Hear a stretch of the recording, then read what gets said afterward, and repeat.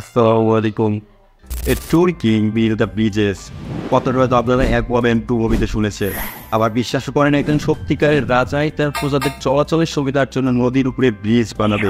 কিন্তু এমনটা কি কখনো শুনেছেন একজন দেশনায়ক তার প্রজাদের সুবিধার জন্য আস্ত এক নদী বানিয়েছে, যে নদীর পানি এখনো মানুষ গৃহস্থলীর জন্য পান করার জন্য কৃষিকাজের জন্য ব্যবহার করে। লিবিয়ার দক্ষিণ পূর্ব মরুভূমি আল কুফরায় 1950 সালে তিন ড্রিলিং এর সময় প্রথম কৌশলটা আবিষ্কৃত হয়। পরবর্তীতে 1983 সালে সরকার এই ভূগর্ভে 10,000 থেকে 10 লক্ষ বছর ধরে জমা পানি মানুষের ব্যবহারের জন্য একটি প্রকল্প নির্ধারণ করে। প্রকল্পটির নাম দেওয়া হয় গ্রেট মেড রিভার।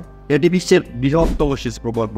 প্রকৃতপক্ষে লিবিয়া এটিকে বিশ্বের 8ম আশ্চর্য বলে ঘোষণা করেছেন। আপনারা নিশ্চয়ই এতক্ষণে বুঝে পেরেছেন আমি বলছি মোহাম্মদ গাদ্দাফির কথা, যার পুরো নাম মুয়াম্মার আবু মিহির আল গাদ্দাফি। 1942 সালে 7ই জুন শীত শহরের যাযাবর বেদুইক পরিবারে জন্মগ্রহণ করেন তিনি। শৈশবে ঐতিহ্যগত ধর্মীয় শিক্ষা এবং বড় হয়ে পড়তে হয় ইউনিভার্সিটি অব লিবিয়াতে। উচ্চশিক্ষা শেষে তিনি যোগ দেন বেনগাজি সামরিক পরিষদে। 1971 সালে 1 সেপ্টেম্বর পশ্চিমবঙ্গী রাজা ইদ্রিস আল সেনুসি তুরস্কে সফরে গিয়েছিলেন। তখন মাত্র 27 বছর বয়সে কর্নেল মুয়াম্মার আল গাদ্দাফি কয়েকজন সামরিক অফিসারের সহায়তায় রাজধানী ট্রিপোলিতে এক প্রতিরোধী ও রক্তপাতহীন গণ অভ্যুত্থানের মাধ্যমে লিবিয়ার শাসন সফলতা করে। তাকে পূর্ণ সহযোগিতা করেছিলেন গাদ্দাফির ঘনিষ্ঠবদ্ধ মিশরের তৎকালীন প্রেসিডেন্ট জামাল আব্দুল নাসের। পরে 1970 সালে জানুয়ারি মাসে গাদ্দাফি একজন সফল শাসক হিসেবে আত্মপ্রকাশ করে।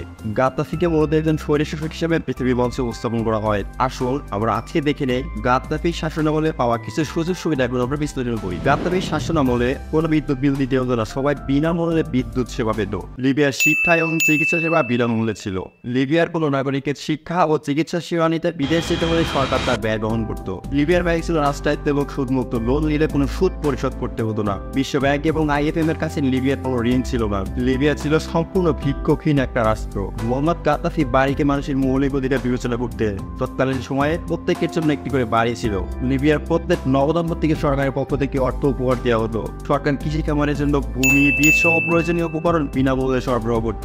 সন্তান জন্ম দিলে যে কোনো নারীকে অর্থ প্রদান করা হতো। লিবিয়ার তেল বিক্রির নির্ধারিত একটি অংশ প্রত্যেক নাগরিকের ব্যাংক হিসেব নম্বর সরাসরি জমা হতো। লিবিয়ার পেট্রোল এবং রুটি খুবই সস্তা ছিল এবং অনেকেই বলে থাকি শেষ বয়সে এসে মোহাম্মদ গাদ্দাফি গোল্ডেন দিনার চালু করতে চেয়েছিল। এত সফল কাজ করে থাকলেও সমালোচকরা কিন্তু তার পিছু ছাড়েনি। তার বিরুদ্ধে সবচেয়ে বড় অভিযোগ তিনি একজন স্বৈরা শাসক ছিলেন এবং দীর্ঘমেয়াদে শাসন করেছেন। কিন্তু একজন শাসক যদি যোগ্য হয় এবং দেশ চালানোর মতো শক্তি সমর্থ থাকে তাহলে তাকে সময়ের বিরুদ্ধে কতটুকু যুক্তি অবশ্যই প্রশ্নের দাবিদার। 2011 সালে শুরু হওয়া আরব বসন্তের ছোঁয়া লাগে লিবিয়াতেও। গাদ্দাফি কিছু দূরদর্শিতার কারণে আরব রাষ্ট্রগুলোর বিশ্বাসঘাতকতা এবং পশ্চিম রাষ্ট্রগুলোর লিবিয়ার বিপ্লব রূপে সহিংস্র গৃহযুদ্ধে। এ সময় নেটোর বিমান হামলা ও বিদ্রোহীদের আক্রমণে অবর্ণীয় নির্যাতনের মাধ্যমে হত্যা করা হয় তাকে। মৃত্যুর সময় গাদ্দাফির পরনে ছিল হালকা রঙের পোশাক, হালকা খোলা চোখ, নিষ্পাম চোখে তাকিয়েছিলেন মোহাম্মদ গাদ্দাফি।